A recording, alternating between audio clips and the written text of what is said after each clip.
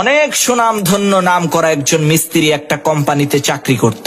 যখন সে বুড়া হয়ে গেল তখন সে তার কোম্পানির মালিককে বলল, স্যার, আমি গত 30 বছর যাবত আপনার এই কোম্পানিতে চাকরি করছি।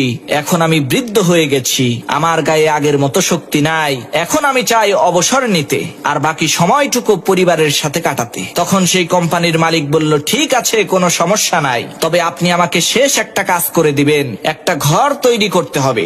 এই কাজটা করার পরেই আপনার ছুটি। তখন সেই মিস্ত্রি মালিকের মন রক্ষা করার জন্য তার অনিচ্ছা সত্ত্বেও সেই ঘর তৈরির কাজ শুরু করে দিল। কিন্তু সে মনোযোগ দিয়ে কাজ না করার কারণে তার সর্বশেষ তৈরি করা ঘরটা মোটেও সুন্দর হলো না। ঘর তৈরির কাজ সম্পূর্ণ হওয়ার পর কোম্পানির মালিক যখন ঘরটাকে দেখতে আসলো তখন ওই মিস্ত্রিকে ডেকে এনে বলল, আজ থেকে এই ঘরটা আপনার, আমাদের এই কোম্পানির পক্ষ থেকে আপনাকে এই ঘরটা গিফট করা হলো। তখন ওই মিস্ত্রি মাথায় হাত